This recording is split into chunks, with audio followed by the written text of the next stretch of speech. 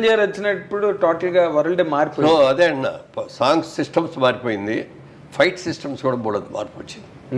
ఫైట్లో ఏం చేసేవారంటే ఫైట్ మాస్టర్ లాగానే అన్న నువ్వే ఎక్కువ కష్టపడుతూ రిస్క్లన్నీ షాట్లన్నీ పెడతాను, డూపులు చేసేస్తారు, మధ్య మధ్యలో మీకు క్లోజ్ షాట్లు ఇస్తాను నేను. ఎవరు ఓకే, ఎందుకంటే నా రామారావు అలాగే చేశారు, నాగేశ్వరరావు కూడా అలాగే చేశారు. ఎవరైనా ఎనీ హీరో ఎవరైనా సిస్టమ్ అది, కెమెరాకి ఇట్లా కొట్టండి అని మనం ఇట్లా 4-5 సార్లు కొట్టం, ఇట్లా కొట్టం తీసేవాడు. అవతల వాళ్ళు డమాలు పడిపోతుంటారు వాళ్ళు. అట్లా చిరంజీవి గారు వచ్చిన తర్వాత వీటన్నిటిలోనూ మార్పు వచ్చింది. అందుకని నేను అంటాను, చిరంజీవి ఇండస్ట్రీకి రాకముందు, చిరంజీవి ఇండస్ట్రీకి వచ్చిన తర్వాత, క్రీస్తు పూర్వం క్రీస్తు శకం లాగా అవును, అదొక చిరంజీవి శకం అనమాట. అంత సక్సెస్ అవ్వటం, సాంగ్స్ బ్రహ్మాండంగా చేసేయడం, ఫైట్లు బ్రహ్మాండంగా చేసేయడం.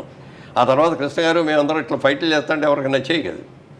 అవునండి, అవన్నీ ఏంటో తేలిపోయాయి. చిరంజీవి గారు వచ్చి ఫైట్లు చేసిన తర్వాత ఇంకెవరు డూప్ అంటే కూడా ఒప్పుకునేవాడు కదా. నువ్వే నేను చేస్తానండి, నాకు డూప్ అక్కర్లేదు.